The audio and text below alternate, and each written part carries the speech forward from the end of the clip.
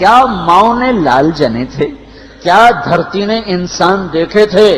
آج تک دنیا ایسا بادشاہ نہ دکھا سکی جو 22 لاکھ مربع میل پہ حکومت کر کے مسجد میں جھاڑو دے رہا ہو، جو 22 لاکھ مربع میل پر حکومت کر کے پانی کی مشق کندھے پہ اٹھا کے بیوہ عورتوں کے گھر میں گھڑوں میں پانی بھرنے جا رہا ہو۔ امیر المومنین کہاں جا رہے ہو؟ فلاں اماں کے گھڑے میں پانی بھرنے جا رہا ہوں، فلاں کے گھر میں پانی بھرنے جا رہا ہوں۔ 22 لاکھ مربع میل پہ حکومت کر کے دھرتی نے ایسا بادشاہ نہیں دیکھا جو اونٹ چراتا پھر رہا ہو۔ اور جو بیت المال کا اونٹ گم ہوا، چولے کو باندھا اور دوڑ لگائی، آگے احنف بن قیس ملے، ارے کہاں جا رہے ہو امیر المومنین؟ کہ تو بھی آجا، بیت المال کا اونٹ گم ہو گیا ہے، مل کے تلاش کریں۔ پتہ نہیں کتنے مسلمانوں کا اس میں حصہ ہے۔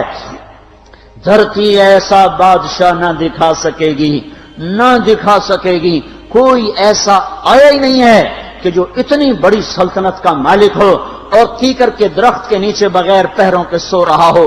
یہ ہمارے چھوٹے چھوٹے حکمران، ووٹوں کے ذریعے سے کرسیوں پر بیٹھنے والے، ان بے وقوفوں کے آگے بھی پہرے، پیچھے بھی پہرے، دائیں بھی پہرے، بائیں بھی پہرے، اوپر بھی پہرے، ان کی گاڑیاں بھی بلٹ پروف، یہ پھر بھی ڈرتے ڈرتے جا رہے کہ انہوں نے ظلم کیا، یہ اپنی ذات میں خوف زدہ ہو گئے۔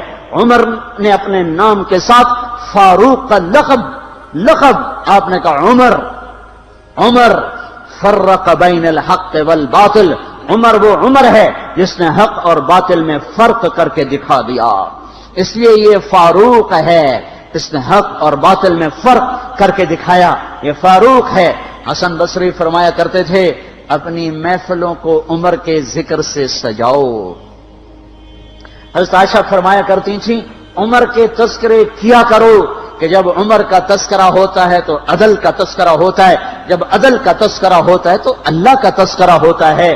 کہ ہم عائشہ رضی اللہ تعالیٰ عنہا فرمایا کرتی تھیں اتنے بڑی سلطنت پر حکومت کرنے کے بعد اللہ کی راہ میں جانے والے مجاہدین کے گھر گیا کھڑا ہوا ہے، دروازے پہ دستک دے رہا ہے، بیٹی کوئی بازار سے سودا لینا ہو تو مجھے بتاؤ، تیرے گھر والا تو اللہ کی راہ میں ہے، میں تمہارے گھر کا سودا لے آؤں، کیا کیا چیز چاہیے؟ تم نے اپنے خامند کو خط لکھنا ہوگا، تم تو لکھنا نہیں جانتی، مجھے بتاؤ میں تیرے خامند کو تیری طرف سے خط لکھوں۔ اماں تیرا بیٹا اللہ کی راہ میں گیا ہوا ہے، مجھے بتا میں تیرے بیٹے کے نام تیری طرف سے خط لکھوں۔ اتنی بڑی جس کے سامنے قیصر اور کسرا زیر و زبر ہو گئے، کج کلا، وہ زمین میں جا کے تہ خاک میں وہ سارے ہیرے لال جواہر، وہ زمین میں لوٹ پوٹ کرنے والا، کسرا کے تخت کو توڑنے والا اور روم کی طاقت کو توڑنے والا، آل ساسان کی طاقت کو توڑنے والا اور نوشیروان کے خزانے مدینے میں لانے والا اور خسر و پرویز کے خزانے مدینے میں لانے والا اور رومت الکبرى کے خزانے مدینے میں لانے والا خود اپنے کرتے میں 14 پیوند لے کے چل رہا ہے۔ 14 پیوند کے ساتھ کرتا ہے، مہینے میں 1 دن گوشت کھاتے تھے، وہ روٹی کھاتے تھے کہ عام آدمی حلق کے نیچے نہیں لے جا سکتا تھا۔ ہے سال کی ابتدا اس شخص کی شہادت سے ہوتی ہے جس کو اللہ نے وہ عزت دی۔ آپ نے کہا میرے 2 وزیر آسمان میں، 2 وزیر زمین میں، آسمان پہ جبریل اور میکائیل میرے وزیر ہیں، زمین پر ابو بکر اور عمر میرے وزیر ہیں۔ آپ فرمایا کرتے تھے ابو بکر عمر اگر کسی بات پہ جمع ہو جائیں تو میں ان کے مشورے کے خلاف کبھی نہ کروں گا۔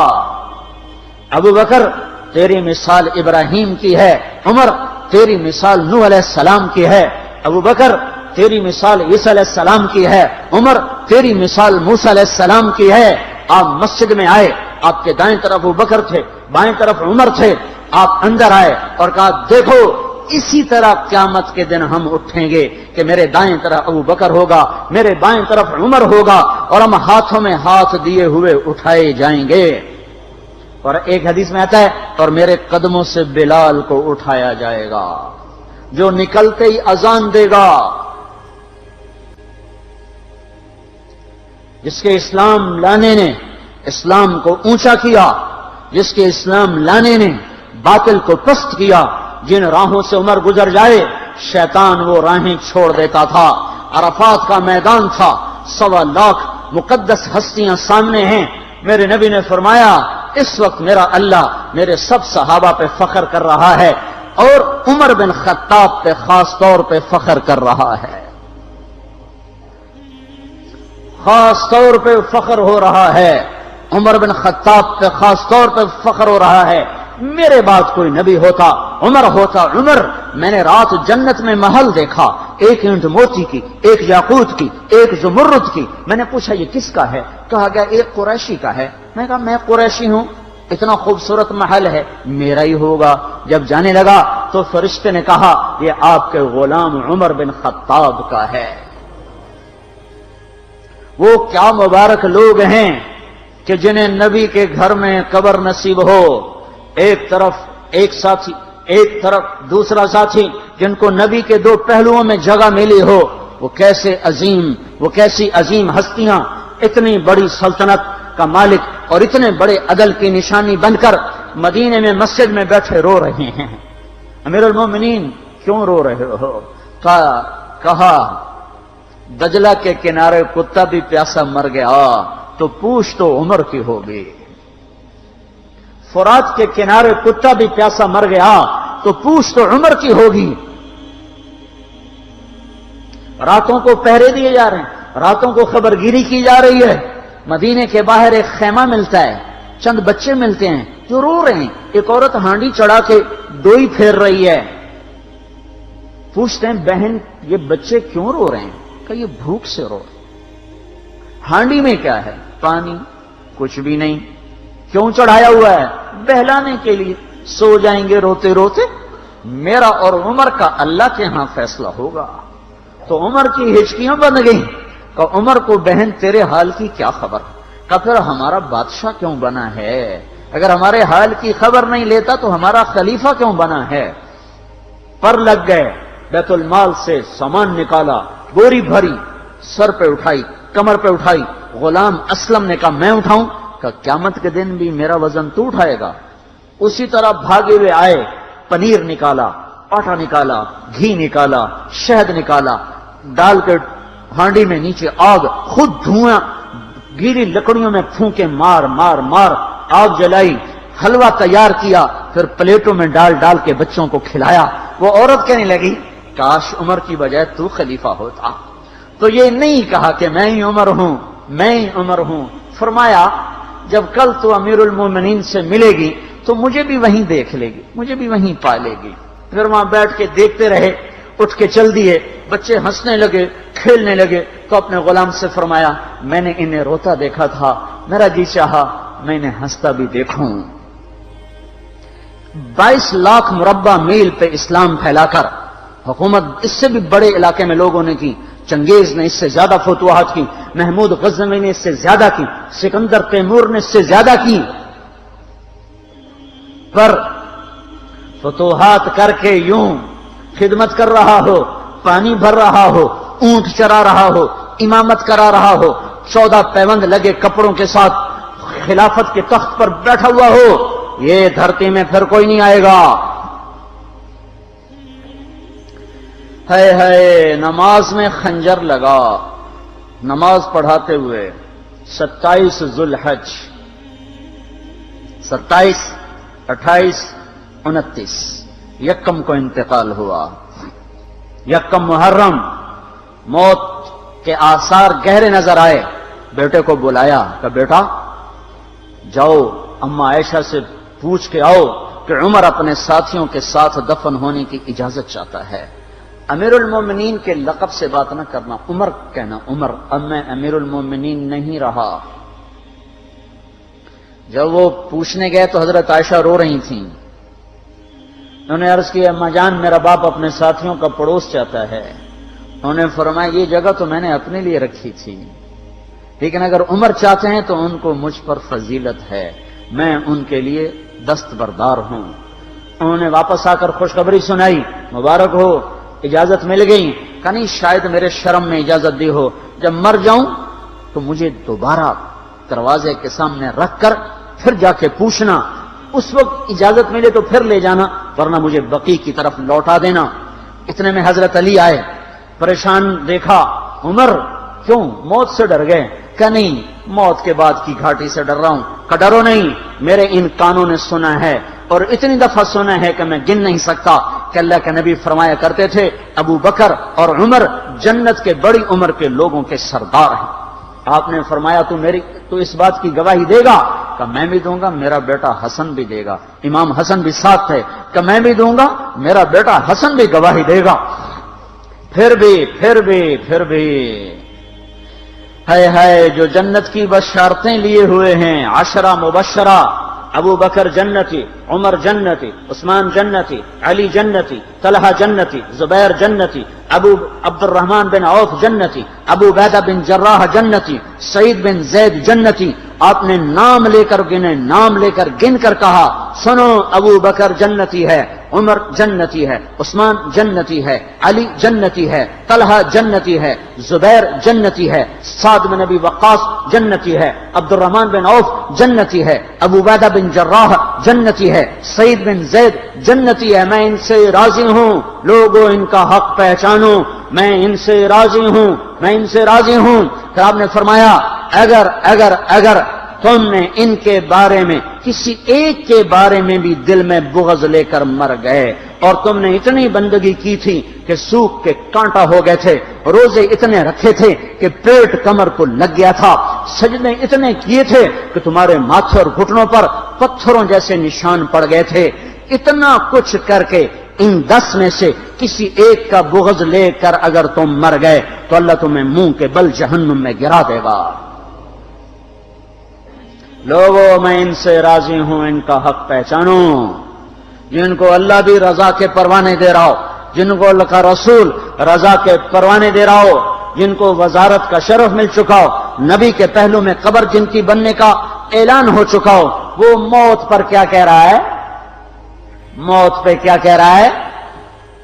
اپنے بیٹے سے کہا میرا سر زمین پہ ڈال دے۔ ان کی گود میں سر تھا عبداللہ بن عمر، تو انہوں نے گود سے ہٹا کر پنڈلی پہ رکھ لیا، یہاں رکھ لیا۔ چلے گئے، کیا کہہ رہا ہوں سنتے نہیں ہو، زمین پہ ڈال دو۔ تو انہوں نے زمین پہ ڈالا تو اپنے چہرے کو مٹی میں رکھ دیا اور ایسے ملنے لگے اور کہنے لگے، اے میرے رب، اگر تو نے عمر کو معاف نہ کیا تو عمر ہلاک ہو جائے۔ ویل لک یا عمر ولامک ان لم یغفر لک ربک، عمر تیری ہلاکت ہے اگر تیرے رب نے تجھے معاف نہ کیا۔ یہ کہتے کہتے کہتے جان دے دی۔ 22 لاکھ مربع میل میں اسلام کو زندہ کرنے والا، این حالت نماز میں زخم کھا کے گرنے والا، مطلوب مصطفیٰ، وزیر مصطفیٰ، جنت کی خوشخبریاں لے کر پھر موت پر یوں کہہ رہا ہو، اللہ تو نے معاف نہ کیا تو میرا کیا بنے گا؟ کیا بے طلبی ہے۔ ان کے بیٹے خلافت کے اہل، ان کے بہنوئی سعید بن زید 10 مبشرہ میں سے دونوں کے نام کاٹ دیے، کہ یہ 6 ہیں جن سے اللہ کا رسول راضی تھا، جس کو چاہو خلیفہ بنا دو، جس کو چاہو حکومت دے دو، نہ میرے بیٹے کو ملے گی نہ سعید بن زید کو ملے گی۔ کسی نے کہا شوشہ چھوڑا، آپ کا بیٹا بھی تو بہت قابل ہے، اسی کو بنا دیں۔ تو اسے تو طلاق دینا نہیں آتا، حکومت کہاں سے چلائے گا؟ یہ ایک واقعہ کی طرف اشارہ کیا ہے، اس کے پیچھے ایک واقعہ ہے جس کو انہوں نے یاد کر کے فرمایا، وہ تو طلاق دینا نہیں جانتا، وہ حکومت کیا چلائے گا؟ حالانکہ بڑے صحابہ میں عبداللہ بن عمر کا مقام ہے۔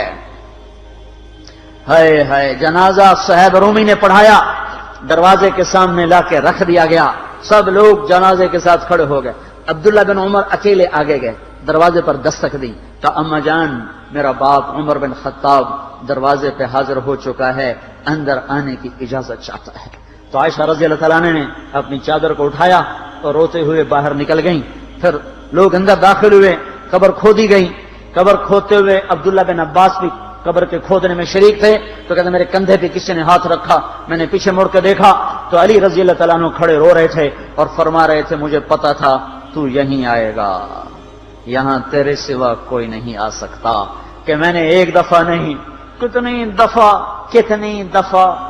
دفعہ میں نے اللہ کے نبی سے یہ بات کا تکرار سنا، میں ابو بکر اور عمر، اس کا اتنا تکرار سنا ہے میں نے کہ مجھے یقین تھا یہیں آئے گا، تو اور کہیں نہیں جا سکتا۔ میرے بھائیو غفلت سے باہر آ جائیں، یہ دھوکے کا گھر، یہ مچھر کا پر، یہ مکڑی کا جالا، یہ دنیا کہیں ہمیں ہلاک نہ کر دے۔ ان لوگوں کو سامنے رکھ کے زندگی گزارو جنہوں نے اللہ کو راضی کیا، اس کے رسول کو راضی کیا، کلمہ حق کو بلند کیا، خیر کے ذریعہ بنے، شر کے مٹانے والے بنے، اور دنیا میں مرنے کے بعد بھی ان کے تذکرے ہدایت کا سامان بنے، ان کے تذکرے روشنی کا مینار بنے۔